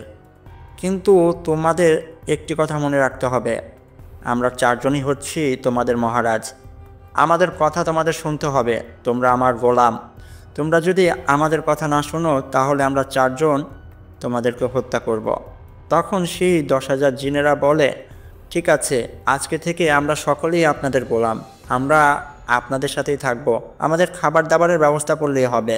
আবিরা আস্তে আস্তে তার 3 সাথীর পেছনে গিয়ে দাঁড়ায় আর সুযোগ বুঝে সেই পবিত্র ছুরিটা দিয়ে তাদের পিঠে আঘাত করে। তারা 3জন কিছু বুঝে ওঠার আগেই সেখানে ধুলোর কয়লা হয়ে ঝরে পড়ে, তারা 3জনই সাথে সাথে মারা যায়। এই দৃশ্য দেখে সেই 10,000 জিন খুবই ভয় পেয়ে যায়, তারা পালানোর চেষ্টা করে। কিন্তু আবিরা তাদেরকে বলে, এই শোনো, তোমরা ভয় পেও না, আমি তোমাদের কোনো ক্ষতি করব না। সকল গোলামকে যদি আমি হত্যা করি, আমি কার মহারাজ হব? তোমাদেরকে এখানে আনতে আমার অনেক কষ্ট হয়েছে, তোমরা যদি পালানোর চেষ্টা করো তাহলে আমি তোমাদেরকে মেরে ফেলব। আমি যেমনটা বলেছি তেমনটাই হবে। তোমাদের খাবার দাবারের ব্যবস্থা আমি করব। তোমরা 10,000 জিন এখানেই থাকবে, আর আমি থাকবো একমাত্র তোমাদের মহারাজ। তোমরাই বলো, একটি রাজ্যে কি 4টি রাজা থাকতে পারে? রাজা থাকবে একটি, 4টি না। তাই তো ওই 3জনকে আমি মেরে ফেললাম। তোমরা চিন্তা করো না, তোমরা এখানেই থাকবে আমার সাথে। তোমাদের যত দায়িত্ব আমি নিব। তোমরা প্রতিদিন মানুষের মাংস খেতে পারবে। তোমরা কি চাও সব কিছু আমি এনে দেব। তারপরও তোমরা আমার গোলাম হয়ে যাও। তখন সেই 10,000 জিন বলে আবিরাকে, আপনি আমাদের মহারাজ, আপনি যেমনটা বলবেন আমরা তেমনটাই করব। আমরা আজকের পর থেকে আপনারই গোলাম। সেদিনের পর থেকে বেশ কিছুদিনই ভালোই কাটে আবিরার। কিন্তু আবিরা ছিল খুবই লোভী। সে আরও শক্তিশালী হতে চাইতো। তাই সে আবার সেই কবরস্থানে যায় সেই কবিরাজের সাথে দেখা করতে। সে কবিরাজকে বলে, আমার আরও শক্তি দরকার। তখন কবিরাজ বলে, ঠিক আছে, আমি তোকে শক্তিশালী করব, কিন্তু তোর একটি কাজ করতে হবে। আবিরা বলে, কি কাজ? আমি সকল কাজ করতে রাজি আছি, আপনি শুধু বলেন আমাকে। তখন কবিরাজ বলে, তোকে শয়তান লুসিফারের উদ্দেশ্যে 720টি সুন্দরী মেয়েকে বলি দিতে হবে। তাহলেই শয়তান লুসিফার তোকে দেখা দেবে, আর তুই তার কাছে যা চাবি সে তোকে তাই দেবে। কবিরাজকে বলে, ঠিক আছে, তাহলে তাই হোক। আমি 720 জন সুন্দরী মেয়েকে শয়তান লুসিফারের উদ্দেশ্যে বলি দেব। সেদিনের পর থেকে আবিরা ঘুরে ঘুরে সুন্দরী মেয়েদেরকে বাড়ি থেকে তুলে নিয়ে গিয়ে শয়তান লুসিফারের উদ্দেশ্যে বলি দিত। আবিরা এখন পর্যন্ত 600টি সুন্দরী মেয়েকে শয়তান লুসিফারের উদ্দেশ্যে বলি দিয়েছে। আর মাত্র 120 জন মেয়ে হলেই তার কাজ সম্পন্ন হবে, আর শয়তান লুসিফার তাকে দেখা দেবে। ঈশা, তুমি বুঝতে পারছো এই আবিরা আসলে কে? এই আবিরা হচ্ছে সে যে কিনা তোমার স্বপ্নে এসেছিল, তোমাকে ভয় দেখিয়েছিল, তোমাকে নিয়ে যাওয়ার চেষ্টা করেছিল। আর এখন ইমরান হুজুরকে সে তার সাথে করে নিয়ে গেছে সেই ভয়ানক মরিচা চরে। আমি তখন ইউসুফকে বলি, এখন আমরা কি করব? ইউসুফ আমাকে বলে, সবার আগে আমাদেরকে দেখা করতে হবে আমাদের গোত্রের সর্দার জাফরের সাথে। সে সাহায্য করলেই হয়তোবা আমরা ইমরান হুজুরকে সেই মরিচা চরের মাঝখান থেকে উদ্ধার করতে পারবো। কিন্তু আজকে না, আমরা আগামীকাল রাতে যাব আমাদের গোত্রের সর্দারের সাথে দেখা করতে। কারণ আজকে আরেকটু পরেই ফজরের আজান দেবে। রাত শেষ হতে আর কিছুটা সময় আছে। এখন আমি তোমাকে তোমার বাড়িতে ফিরিয়ে দিয়ে আসবো। আগামীকালই আমরা রওনা করব আমাদের সর্দারের সাথে দেখা করতে। তখন আমি ইউসুফকে বলি, ততক্ষণে তো অনেকটা দেরি হয়ে যাবে। আজকে রাতেই যদি ইমরান হুজুরকে সেই আবিরা হত্যা করে তো? ইউসুফ আমাকে বলল, ইমরান হুজুরকে সে হত্যা করবে না। কারণ হচ্ছে তাকে মেরে তার কোনো লাভ নেই। এই নকশা শেষে একটি লাইন লেখা দেখো, এখানে স্পষ্টভাবে লেখা আছে, তুই ওই সুন্দরী মেয়েটাকে আমার হাতে তুলে দে, তার বিনিময়ে তোর হুজুরকে আমি মুক্ত করে দেব। তবে আমি এ কাজটি কখনোই করতে পারবো না। আমি আমার জীবন দিয়ে দেব, তারপরেও তোমার কোনো ক্ষতি হতে দেব না। চলো এখন তোমাকে বাড়িতে পৌঁছিয়ে দিয়ে আসি। আর আগামীকাল তুমি আর আমি মিলে আমাদের গোত্রের সর্দার জাফরের সাথে দেখা করতে যাব। আমাদের সর্দার খুবই ভালো মনের একটি জিন। সে 5 ওয়াক্ত নামাজ পড়ে আর আল্লাহ পাককে খুবই বিশ্বাস করে। আমার বিশ্বাস সর্দার আমাদেরকে অবশ্যই সাহায্য করবে। তারপর ইউসুফ আমাকে নিয়ে বাড়িতে পৌঁছিয়ে দেয়। ইউসুফ আমার থেকে বিদায় নিয়ে সেখান থেকে চলে যায়। আমি বাড়িতে এসে বাবা মাকে সব কিছু খুলে বলি। বাবা মা আমার মুখে এইসব কথা শুনে আমাকে বলে, আগামীকাল তোমাকে আমরা ইউসুফের সাথে যেতে দেব না সেই চরে। কারণ ইউসুফ যদি তোমাকে ওই খারাপ জিনিসদের হাতে তুলে দেয়, তারপরে হুজুরকে মুক্ত করে নিয়ে আসে, তখন কী হবে? আমি বাবা মাকে বোঝাই, দেখো ইউসুফ আমার কোনো ক্ষতি করবে না। আর আজকে যদি আমি ওদের সাহায্য না করি আর হুজুরকে না বাঁচাই, তাহলে ওই খারাপ জিনটি তাদেরকে হত্যা করে আমাকে তোমাদের সামনে থেকে তুলে নিয়ে যাবে। তোমরা কিছুই করতে পারবে না। অতঃপর আমাদেরকে ইউসুফ ও হুজুরকে সাহায্য করা দরকার। আমি কালকে যাব ইউসুফের সাথে তার গোত্রের সর্দারের সাথে দেখা করতে। আমার বিশ্বাস সর্দার আমাদেরকে অবশ্যই সাহায্য করবে বাবা। বাবা মা বলে, ঠিক আছে, আর তো কিছু করার নেই। আমরা আল্লাহর কাছে দোয়া করি তোরা যেন এই যুদ্ধে জয়লাভ করিস। পরের দিন রাত 10টার সময় আমাদের বাসার বিদ্যুৎটা হঠাৎ করে চলে গেল। আমি ও বাবা মা লক্ষ্য করি বাইরে সকল বাড়িতে বিদ্যুৎ আছে, শুধু আমাদের বাড়িতেই বিদ্যুৎ নেই। তাহলে আমাদের বাড়ির বিদ্যুৎটা হঠাৎ করে চলে গেল কেন? কোনো সমস্যা হলো কি না? যখন বাবা দেখতে যাবে তখনই আমাদের বাড়ির বাইরের মেন গেটটা আপনি আপনি খুলে গেল, আর সেখানে একটি আলোর ছায়া ভেসে উঠল। আমি দেখতে পাচ্ছিলাম আমাদের দরজার সামনে ইউসুফ দাঁড়িয়ে আছে। তবে আমার বাবা মা ইউসুফকে দেখতে পারছিল না। ইউসুফ জিন আমার বাবা মাকে দরজার সামনে দাঁড়িয়ে একটি সালাম দেয়, আসসালামু আলাইকুম, কেমন আছেন আপনারা? আমি তখন আমার বাবা মাকে বলি, তুমি তাকে দেখতে পারবে না, আমি শুধু তাকে দেখতে পাচ্ছি। ঠিক আছে, তুমি ঘরে আসো বাবা। ওয়ালাইকুম আসসালাম ওয়া রাহমাতুল্লাহি ওয়া বারাকাতুহু। বাবা, আমরা তো তোমাকে দেখতে পাচ্ছি না, তুমি ঘরের ভেতরে এসেছো? তখন ইউসুফ বলল, হ্যাঁ, আমি ঘরের ভেতরে এসেছি। তখন আমার বাবা ইউসুফকে বলে, দেখো বাবা, আমার মাত্র একটাই সন্তান, এই মেয়ে ছাড়া আমার আর কেউ নেই। আর আজকে ওর কত বড় বিপদ, সেই খারাপ জিনটি ওর উপরে নজর ফেলেছে, সে হয়তো তাকে মেরে ফেলবে। ইউসুফ বাবাকে বলে, আপনি চিন্তা করবেন না, আমি যতদিন ঈশার পাশে আছি ততদিন কেউ তার কোনো ক্ষতি করতে পারবে না। দেখুন, আজকে যদি আমরা ইমরান হুজুরকে উদ্ধার না করতে পারি, সেই খারাপ জিন কাল তাকে হত্যা করবে, তারপরে ঈশাকে সে তুলে নিয়ে যাবে। আমরা যদি আজকে চুপ করে থাকি, কালকে আমাদেরকেও সে একই কাজ করবে, আমাদেরকে হত্যা করবে। তাই যত তাড়াতাড়ি সম্ভব ওকে আটকানো দরকার। আমি আমাদের গোত্রের সর্দারের সাথে কথা বলবো, ঈশাকে নিয়ে গিয়ে আমরা তাকে বোঝাবো, সে আমাদেরকে অবশ্যই সাহায্য করবে। এখন আপনারা যদি অনুমতি না দেন, আমি ঈশাকে আপনাদের থেকে নিয়ে যেতে পারবো না। আমার বাবা তখন কান্না করে তাকে বলে, ইউসুফ বাবা, তুমি আমার মেয়েটাকে দেখে রেখো, তুমি তাকে এই বিপদের হাত থেকে রক্ষা করো। ইউসুফ আমার বাবা মাকে বলে, আপনারা চিন্তা করবেন না, আমার দেহে যতক্ষণ প্রাণ আছে আমি ঈশার কোনো ক্ষতি হতে দেব না। এটা বলে আবার আমার বাবা মাকে একটি সালাম দিয়ে বলল, এখন কি আমরা আসতে পারি? আমার বাবা মা বলল, ঠিক আছে, তোমরা দেখে শুনে যেও, আর আমরা দোয়া করব তোমরা যেন এই যুদ্ধে জয়লাভ করো। আমি আর ইউসুফ বাড়ি থেকে বের হয়ে হাঁটা শুরু করি। ইউসুফ আমাকে নিয়ে হাঁটতে হাঁটতে ঢাকা সদরঘাটের খুব কাছাকাছি একটি রাজবাড়ির সামনে নিয়ে আসে। আমি দেখছি এটা একটা রাজবাড়ি, তবে রাজাদের আমলে এটা একটি রাজবাড়ি থাকলেও বর্তমান সমাজে এটি একটি অনেক বড় জাদুঘর। দিনের বেলায় এই জাদুঘর দেখার জন্য অনেক লোকেরা টিকিট কেটে তার ভিতরে ঘুরতে আসে। ইউসুফের কাছে আমি জানতে চাই, এখানে কেন এসেছি আমরা? তখন ইউসুফ আমাকে বলে, এখানেই তো আমাদের গোত্রের সকলে থাকে।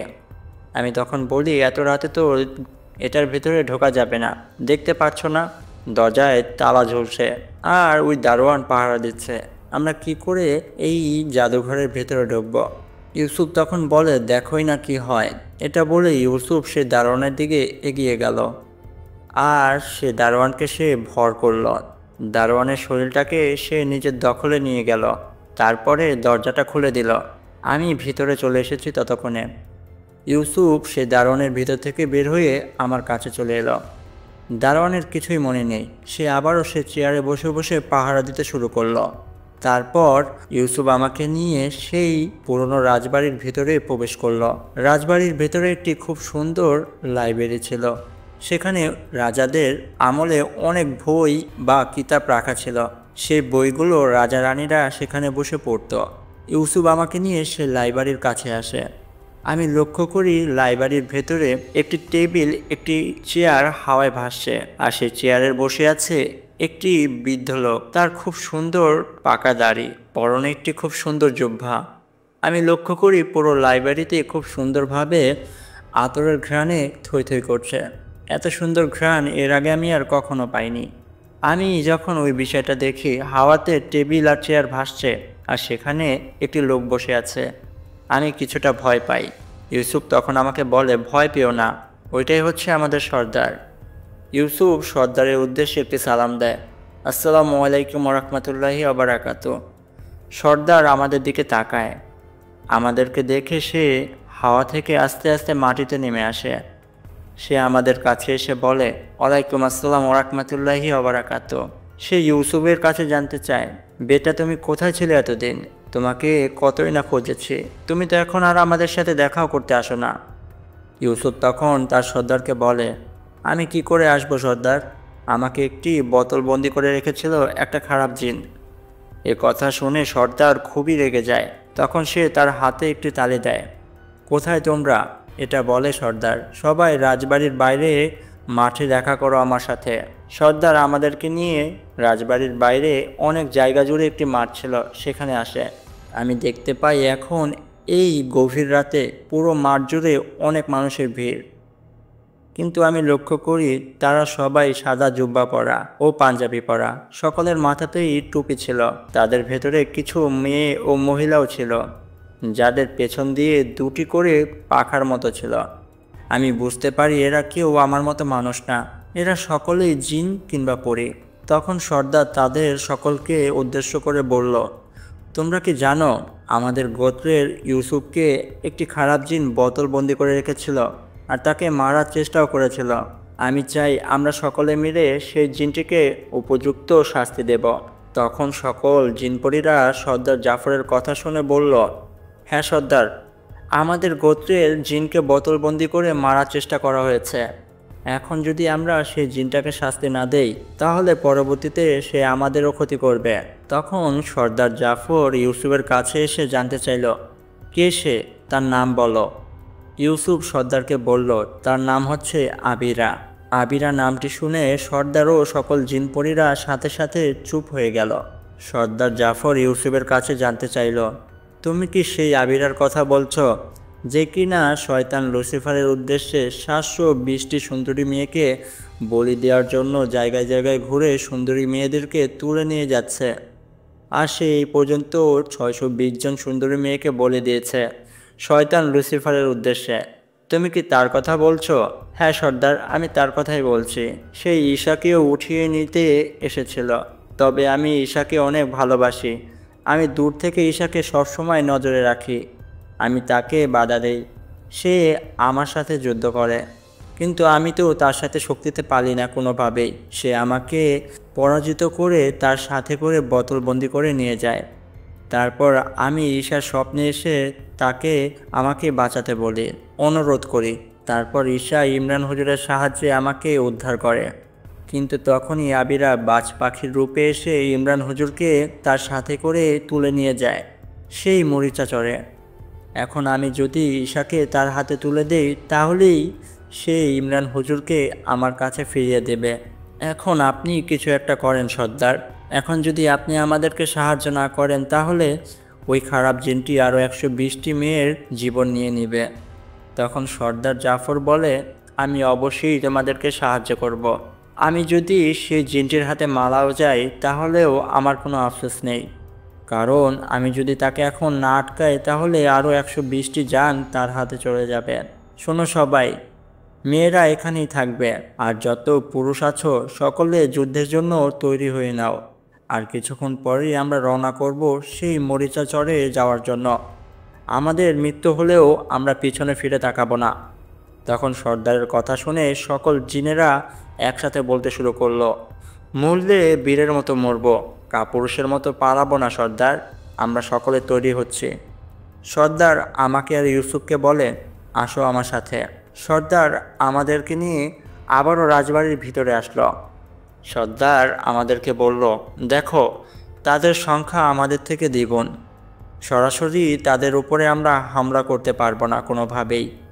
যদি এটা করি তাহলে যুদ্ধে আমরা কখনোই যেতে পারবো না। আমাদেরকে যুদ্ধ শক্তির পাশাপাশি বুদ্ধি দিয়েও লড়াই করতে হবে। আমার কাছে একটা পরিকল্পনা আছে, যেটা বাস্তবায়ন করতে পারলে আমরা এই যুদ্ধে অনায়াসে জয়লাভ করব। ইউসুফ জাফর সর্দারের কাছে জানতে চাইল, কি পরিকল্পনা সর্দার? সর্দার তখন বলল, আমার সাথে আসো, তোমাদেরকে নিয়ে একটি জায়গায় যাব। সর্দার আমাকে আর ইউসুফকে নিয়ে আবারও সেই লাইব্রেরিতে আসলো, আর বই রাখা একটি আলমারির কাছে এসে একটি আলমারিকে পুরোপুরি উল্টো দিকে ঘুরিয়ে দিল। আমি আর ইউসুফ দেখি সেই আলমারির পাশ দিয়ে একটি অনেক বড় রাস্তা চলে গেছে, যেটা কিনা সে রাজবাড়ির মাটির নিচ পর্যন্ত চলে গেছে। সর্দার আমাকে বলে, আসো তোমরা। আমরা সর্দারের পিছনে পিছনে সেই সিঁড়িগুলো দিয়ে মাটির নিচের রুমটার দিকে যেতে থাকি। আমরা দেখতে পারি এটি একটি গোপন কক্ষ। সেখানে আমরা এখন প্রবেশ করেছি।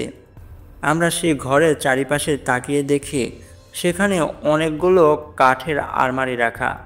আমি লক্ষ্য করি একটি আলমারির ভেতরে অনেক ধরনের বোতল রাখা, সেগুলো কাচের বোতল।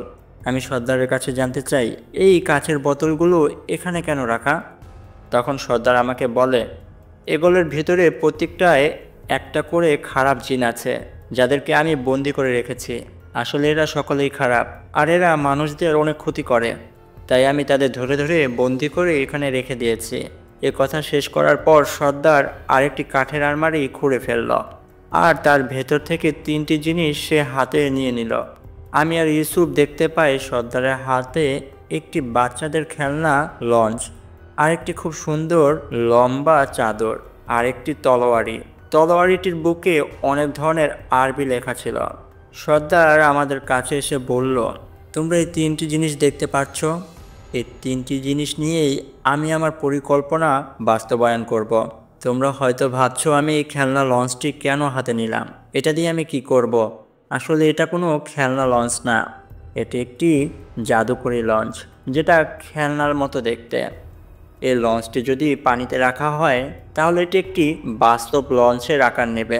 আর আমার হাতে দ্বিতীয় জিনিসটা দেখতে পাচ্ছ, এটি একটি তলোয়ারি। এটা কোনো সাধারণ তলোয়ারি না, এটার ভেতরেও অনেক জাদু আছে। এই তলোয়ারিটা দিয়ে যদি কোনো জিনকে আঘাত করা হয়, সে সাথে সাথেই সেখানে মারা পড়বে, হোক সে যতই শক্তিশালী। আর আমার হাতে এই 3 নাম্বার জিনিসটা দেখতে পাচ্ছ, এটা একটা চাদর। এই চাদরটাও কোনো সাধারণ চাদর না। এই চাদরটি আমার সর্দার আমাকে উপহার দিয়েছিল। আমার সর্দার মরে যাওয়ার আগে এই চাদরটি আমার হাতে তুলে দিয়েছিল। এই চাদরের ভেতরে মানুষ হোক বা জিন, কেউ যদি লুকিয়ে পড়ে তাকে আর কেউ দেখতে পারবে না। আমি এই 3টি জিনিস দিয়েই আমার পরিকল্পনা বাস্তবায়ন করব, চলো। তারপরে সর্দার মাঠে আবারও আসলো। আমি দেখতে পারি সকল সাথীরা যুদ্ধের পোশাক পরে তৈরি হয়ে নিয়েছে। সবাই প্রস্তুত সেই খারাপ জিনেদের উপরে ঝাঁপিয়ে পড়ার জন্য। তারা সকলেই জানে সেই চরে থাকা জিনগুলোর সংখ্যা অনেক। তারপরেও তারা ভালো কাজ ও শহীদি মৃত্যু পাওয়ার জন্য সেখানে উপস্থিত হয়েছে। সর্দার তাদের সকলকে উদ্দেশ্য করে বলল, প্রথমত আমরা এই লঞ্চটিকে নিয়ে সদরঘাটের নদীর একটি পাশে ছেড়ে দেব। তারপরে এই লঞ্চটি যখন বাস্তব আকারে পূর্ণতা পাবে, আমরা সবাই সেই লঞ্চের ওপরে চড়ে বসব। আমাদের ভিতরে সকলেই মানুষের রূপে থাকবে। এই লঞ্চটি আস্তে আস্তে মরিচা চরের দিকে যেতে শুরু করবে। সেই চরে থাকা সকলেই হচ্ছে নরখাদক জিন। তারা অনেক দিন যাবৎ ভালো মন্দ খেতে পারে না, কারণ এখন আর বোট বা লঞ্চ সেদিকে যায় না। তারা যখন দেখতে পারবে একটি অনেক বড় লঞ্চ ও তার ভেতরে অনেক মানুষ সবাই তাদের দিকে এগিয়ে আসছে, তখন তারা খুব খুশি হয়ে আমাদের দিকে আসতে শুরু করবে। তারা যখন আমাদের কাছে আসবে তখনই আমরা তাদের উপরে ঝাঁপিয়ে পড়ব। আর সর্দার আমাদেরকে বলে, শোনো ঈশা আর ইউসুফ, তোমাদের অন্য একটি কাজ করতে হবে। এই ধরো চাদরটা, এই চাদরটার ভিতরে লুকিয়ে তোমরা আগে থেকেই লঞ্চে থেকে নেমে পড়বে, আর সেই চরের দিকে এগিয়ে যাবে। আর ধরো ইউসুফ, এই তলোয়ারটা তোমার কাছে রাখো। এই তলোয়ার দিয়ে তুমি সুযোগ বুঝে আবিরার গলাটা কেটে ফেলো, তাহলে সে মারা পড়বে। তোমরা যদি আবিরাকে মেরে ফেলতে পারো তাহলে তার সাথে থাকা সেই 10,000 গোলাম সাথে সাথে সেখান থেকে পালাবে। কারণ তারা যখন বুঝতে পারবে তাদের মহারাজকে মেরে ফেলা হয়েছে, তারা আর আমাদের সাথে যুদ্ধ করবে না, তারা ভয়ে সেখান থেকে পালিয়ে যাবে। ইউসুফ সর্দারকে বলল, ঠিক আছে সর্দার, এমনটাই হবে। তারপরে সর্দার আমাকে ও ইউসুফকে নিয়ে আর বাকি সাথীদেরকে নিয়ে সদরঘাটের সেই পানির কাছে আসলো, আর নদীতে এসে সেই খেলনার লঞ্চটাকে ভাসিয়ে দিল। আমি দেখতে পারি আস্তে আস্তে সেই লঞ্চটি বাস্তব আকার নিল আর পরিপূর্ণভাবে একটি সত্যিকারের লঞ্চ হয়ে গেল। আমরা সকলেই সেটার উপরে চড়ে বসি, আর লঞ্চটি ছুটে চলে সেই মরিচা চরের দিকে। কিছুক্ষণের ভেতরেই সে লঞ্চটি চরের খুব কাছে চলে আসে। আমি লক্ষ্য করি সেই চরের দিক দিয়ে অনেক কালো ছায়া আমাদের দিকে দৌড়ে ছুটে ছুটে আসছে। সর্দার বলে, তোমরা প্রস্তুত তো? তখন আমি আর ইউসুফ সে চাদরটাকে মুড়িয়ে নেই আর লঞ্চটিকে ঝাঁপ দেই। আমরা যখন সে চরের কাছে চলে আসি আর চরের উপরে উঠে বসি। আমরা দেখতে পারি অনেক অনেক কালো ছায়া আমাদের সে লঞ্চটির দিকে ছুটে যাচ্ছে। তারা ঝাঁপিয়ে পড়ছে সেটার ভেতরে। তারা ভাবছে সেই লঞ্চে হয়তো অনেক মানুষ আছে, কিন্তু তারা তো জানে না তারাও হচ্ছে জিন আর তাদের অপেক্ষাই করছে তারা। আমি আর ইউসুফ আস্তে আস্তে চরের আরও সামনে দিকে যাই। কিছুক্ষণ হাঁটার পর আমরা লক্ষ্য করি একটি জায়গায় কিছু মশাল জ্বলছে। সেই মশালের আগুনে আমরা দেখতে পাই সিংহাসনের উপরে বসে আছে আবিরা। যেমনটা আমি দেখেছিলাম, ভয়ানক দেখতে, চোখগুলো জ্বলজ্বল করছে যেন অগ্নিশিখা। আবিরার পায়ের নিচে পড়ে আছে ইমরান হুজুর। সে ইমরান হুজুরের বুকে একটি পাড়া দিয়ে বলে, কিরে, তোর গোলাম তো এখনও মেয়েটাকে নিয়ে আসলো না। সে যদি না আসে আজকেই তোকে মেরে ফেলব। ইমরান হুজুরের শরীর দিয়ে অনেক রক্ত বের হচ্ছিল। এটা দেখে আমার আর ইউসুফের চোখ দিয়ে পানি অঝরে পড়তে শুরু করে। ইউসুফ আর আমি আস্তে আস্তে আবিরার খুব কাছে চলে যাই। ওইদিকে আমাদের লোকেরা সে খারাপ জিনেদের উপরে ঝাঁপিয়ে পড়েছে। তাদের মৃত্যু চিৎকার শুনে আবিরা সিংহাসনের থেকে দাঁড়িয়ে পড়ে আর সেদিকে তাকিয়ে বলে, কি হচ্ছে ওইসব, এত চিৎকার কোথা থেকে আসছে? তখনই ইউসুফ চাদরের ভেতর থেকে বের হয়ে আসে আর আবিরাকে বলে, সেগুলো তোর গোলামদের মৃত্যু চিৎকার, যেটা কিনা এখন তুইও দিবি।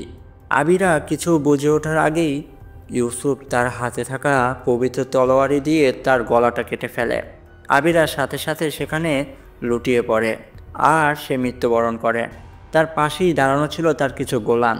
তারা এই দৃশ্য দেখে ছুটে চলে যায় সেই দিকে যেই দিকে তার বাকি গোলামেরা ছিল।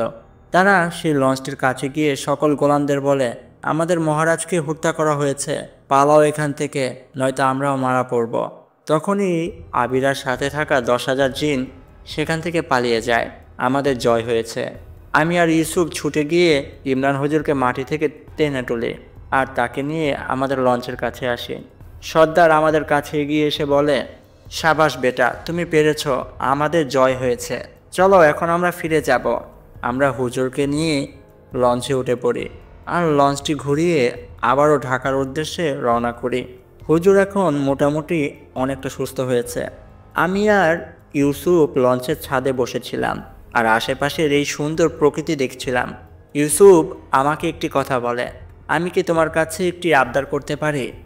আমি ইউসুফকে বলি, কি আবদার? তখন ইউসুফ আমাকে বলে, তুমি যখন পড়তে বসবে তোমার ঘরের জানালাটা খুলে রেখো, আমি তোমাকে প্রতিদিন দেখতে চাই, তোমার সাথে কথা বলতে চাই।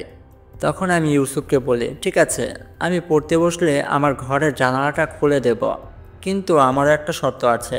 ইউসুফ আমার কাছে জানতে চাই, কি শর্ত? আমি ইউসুফকে বলি, তুমি জানালার ওপার থেকে না, তুমি আমার ঘরে আমার পাশে বসে আমাকে দেখবে, তুমি সারা রাত আমার সাথে কথা বলবে। ইউসুফ বলে, ঠিক আছে, আমি আপনার শর্তে রাজি মহারানী। আমি ইউসুফের কাঁধে মাথা রেখে পুরো রাত পার করে দেই। তো কেমন লাগলো আজকের এই গল্পটি? আশা করি এই গল্পটি আপনাদের সকলের খুব ভালো লেগেছে। এই গল্পের বিষয়ে যে কোনো মতামত আপনারা আমাদেরকে কমেন্ট করে জানাবেন। আর নিয়মিত গল্প পেতে আমাদের এই চ্যানেলটিকে অবশ্যই সাবস্ক্রাইব করে রাখবেন। আমি আরিয়ান আজ আপনাদের থেকে বিদায় নিলাম। দেখা হবে নতুন কোনো গল্প নিয়ে। ততক্ষণ পর্যন্ত নিজেদের খেয়াল রাখবেন। আল্লাহ হাফেজ। আসসালামু আলাইকুম।